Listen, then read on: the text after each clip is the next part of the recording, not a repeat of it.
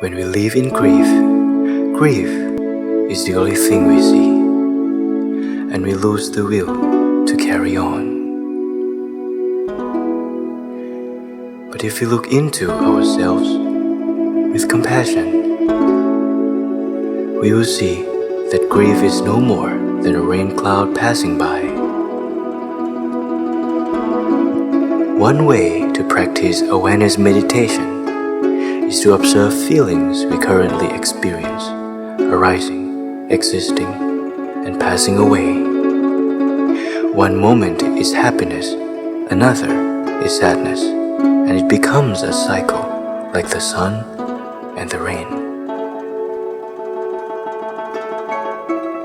The more we see the impermanence, the deeper we accept that everything changes, and as long as we cherish happiness, sadness remains. The true self is no more than a mass of elements uniting together and always return to nature.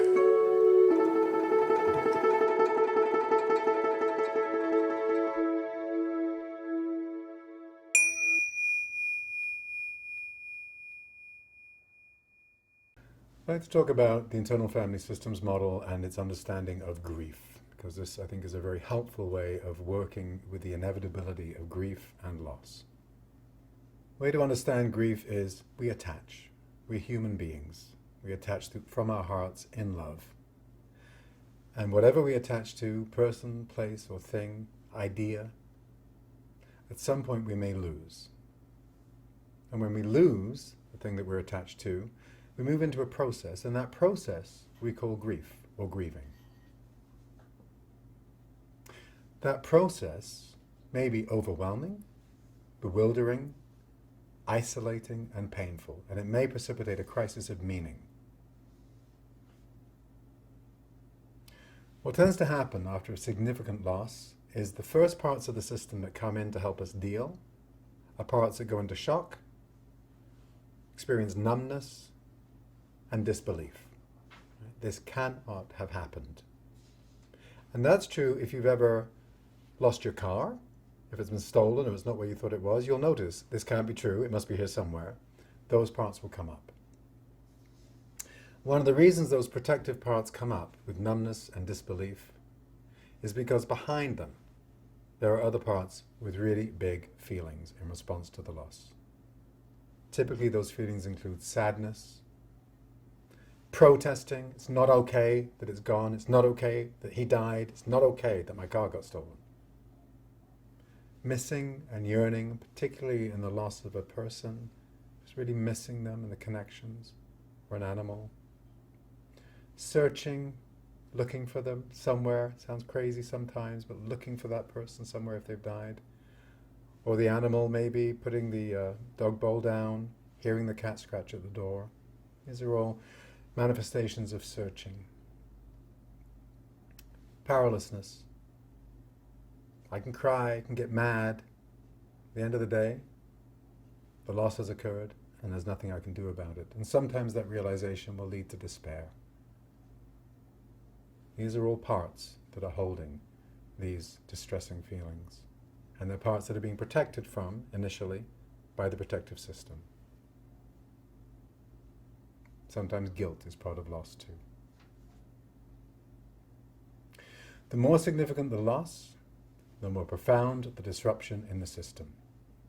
And the responses to that loss may be manager-led, they may be firefighter-driven, they may be erupting exiles with powerful energies and feelings about them, and or you may experience all of the above. The protective system may be thrown into disarray and unable to function normally, and the reality and meaning of the loss moves through the system as a wave over time. And what that means is there'll be an initial recognition of what's lost, and gradually that loss will move through the system as different parts become alert to that loss. Manager parts may respond to that by saying, keep busy. Just keep busy, keep doing stuff, stay numb, avoid triggers. Don't go to the grave site if it's the loss of a person. Remove the pictures so you're not triggered. Managers may say you just have to be resigned. It's happened, there's nothing you can do. Sometimes the emotional responses will be displaced. Right? So I might be really sad at a movie that I've seen, but I'm not connecting the sad part to the loss that's occurred recently in my life. Another common response to loss is to try and replace. Right? But that replacing is, of course, reinvesting too quickly. Very common with the death of a pet, for example, that a new puppy will be acquired a short time after the beloved dog has died. And that leads to complications because the new puppy is not the beloved dog, and the beloved dog needs to be grieved. And the new puppy may be found to be irritating and frustrating, and there's not an openness to loving it. You can't replace, you need to grieve. Another common response from the protective system is to minimize, cognitively diluting the meaning of the loss. Well, we weren't that close, or it wasn't that big a deal. Right? And another way that the protective system will manifest a response to loss is through somaticizing the loss, physical distress, migraines, gastrointestinal distress, sleep disturbances. These are common somatic responses to the distress of the loss. And those are all managers.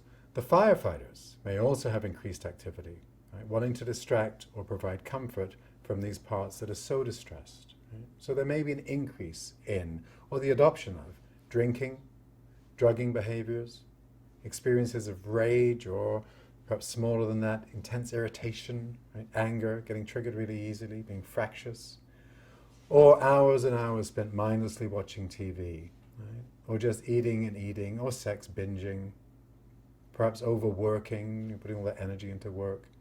And there may be new firefighter activity, so it may feel like the person's not known to themselves. They may find suicidal ideation comes up. If somebody's lost their child, they may question, why do I want to continue living?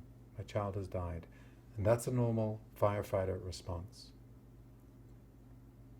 Another thing that tends to occur in loss is that the present loss will trigger parts connected to former loss events that may not have been fully attended to.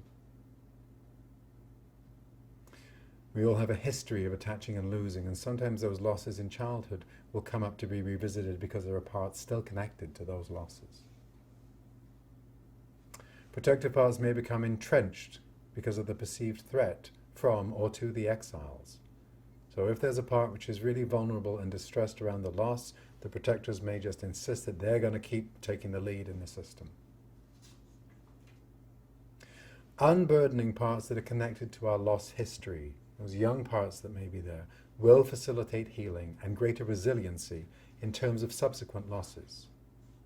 If we know that we can handle the parts that come up and attend to them and appreciate them and acknowledge them in response to the inevitable losses of life, then we develop a kind of self-led skill set around attaching and losing and the inevitability of that. When we have parental loss, no matter what age we are, young parts will come up that miss mum and dad. Some of them 6 years old, maybe younger. And those parts don't comprehend the permanence of death.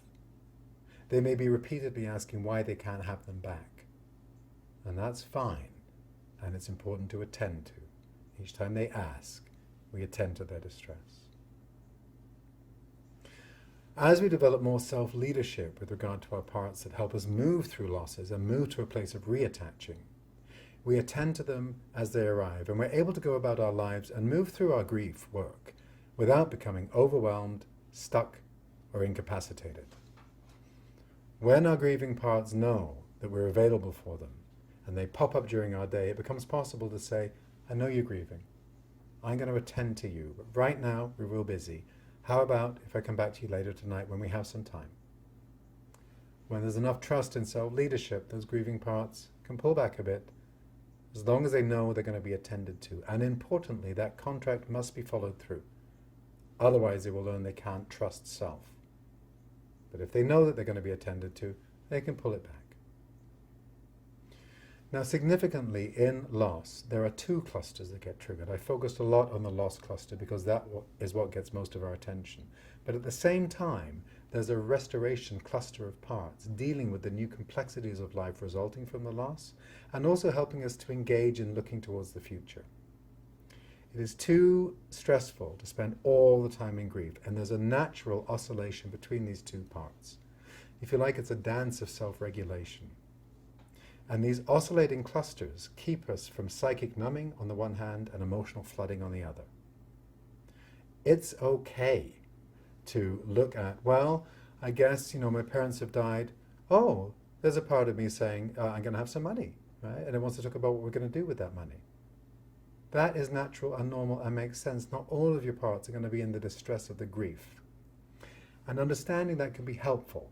It can be helpful when there's a part coming in saying, you're a terrible person, you're thinking about money. No, that's a natural way to respond as the two clusters oscillate around the loss and around moving forward. So that's how the process typically looks, of attaching and losing. Sometimes that process becomes more complicated.